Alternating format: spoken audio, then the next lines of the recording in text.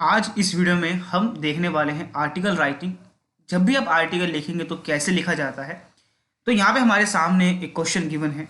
ये क्वेश्चन जो है ये आपको दिख रहा होगा। ये दिल्ली 2010 का मतलब है कि ये सीबीएसई का जो दिल्ली का पेपर था उसके अंदर पूछा गया सवाल है 2010 का। तो यानी कि इस तरह क्वेश्चंस आपको बोर्ड एग्जाम में मिलते हैं, इसलिए हमने एक एग्जाम्पल के लिए लिया है। ये क्लास 10th का भी हो सकता है, 12th का भी हो सकता है, उससे मतलब नहीं है। मेनली हमको लिखना आना चाहिए आर्टिकल्स कैसे लिखे जाते हैं। आर्टिकल राइटिंग के लिए आपको सबसे पहले आपको जो क्वेश्चन है उसको अच्छे से पढ़ना पड़ेगा कि जो क्वेश्चन गिवन है वो क्या है। यहाँ देखो क्वेश्चन क्या लिखा है। Increase in the number of vehicles causes pollution and traffic jams. जो वाहन जो बढ़ रहे हैं, वाहन की संख्या बढ़ रही है, नंबर ऑफ व्हीकल्स लगातार इंक्रीज हो रहे हैं, लोग ज़्यादातर व्हीकल्स खरीद रहे हैं, उससे क्या हो रहा है? उससे एक तो ट्रैफिक जैम होता है ना। मेनली जैसे जो कैपिटल है हमारी न्यू दिल्ली, उसके अंदर हम देखते हैं कि जैम्स बहुत ज़्यादा हो जाते हैं। या फिर और जो है आपके मुंबई हो गए, बड़ी जो मेगा सिटीज़ हैं वहाँ पर, और साथ ही साथ पोल्यूशन बढ़ता है इससे।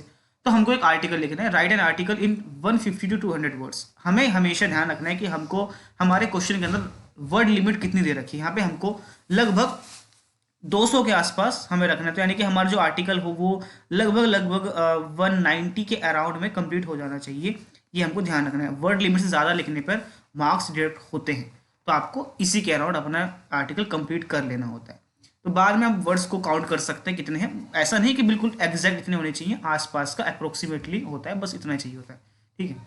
हमको ये किस लिए लिखना है? For the new Indian express. New Indian express एक एजेंसी है, न्यूज़ एजेंसी है, उसके लिए हमको एक आर्टिकल लिखना है। ठीक है, जो कि दिल्ली में है।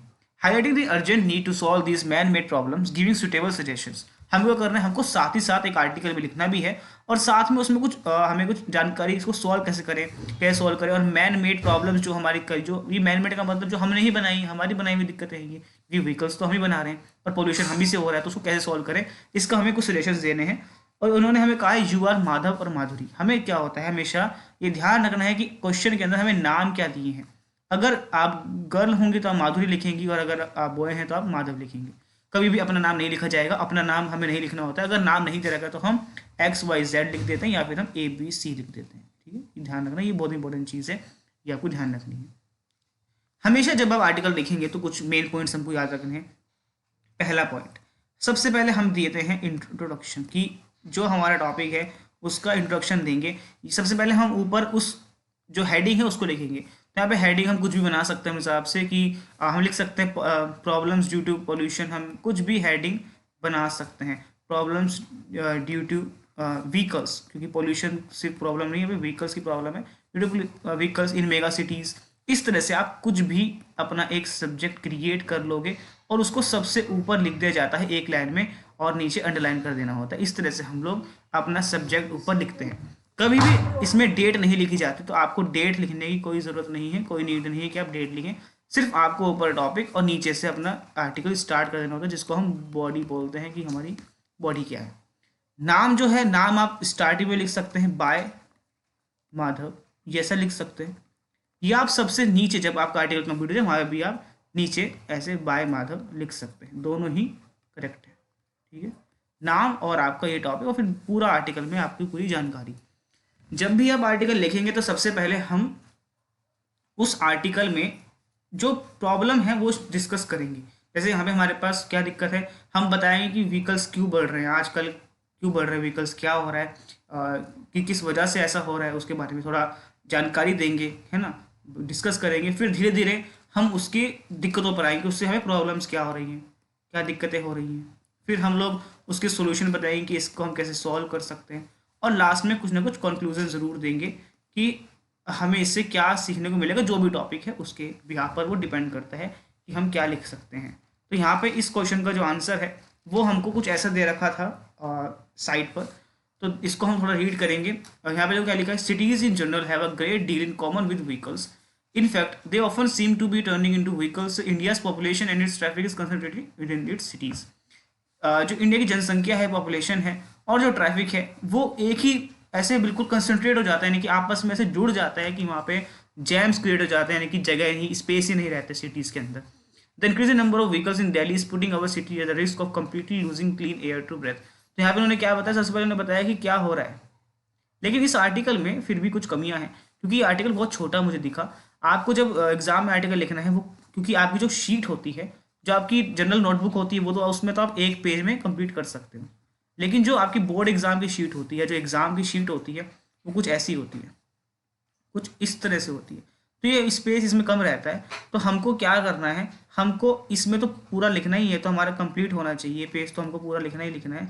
साथ में जो अगला पेज आपको मिलेगा वो भी कम से कम हाफ तो आप उसको फिल करो, कम से कम इतना, कम से कम 1.5 पेज का ये होना चाहिए, ज़्यादा ना हो। ऐसा नहीं कि आपने 2 से 3 पेज लिख दिए, ये मार्क्स कटेंगे। 1.5 तक लिख दो बस, इन पे फुल मार्क्स मिल जाते हैं, ठीक है। अच्छा, the increase number of vehicles in Delhi splitting of cities हो गया। Delhi would have in fact been buried under a pollution law if the supreme court had not intervened to introduce cleaner fuels and emission technology in the city. ये बता रहे हैं कि जो pollution की दिक्कत हो रही थी उसमें सुप्रीम कोर्ट अगर इंटरवे नहीं करता और इंट्रोड्यूस नहीं करता कुछ फ्यूल्स क्लीनर और एमिशन टेक्नोलॉजी को, ताकि जो दिक्कत है वो कम हो सके, जैसे कि सीएनजी वगैरह आ गई है ना। तो ये बता रहे हैं कि पहले तो हमें क्या बताना है, हमें बताना है कि इंट्रोडक्शन इन्होंने दिया कि क्या हो रहा है, इंट्रोडक्शन है हमारा। उसके बाद दिक्कतें क्या हो रही हैं, प्रॉब्लम्स क्या क्रिएट हो रही है, इसको हम थोड़ा लेंदी कर सकते हैं।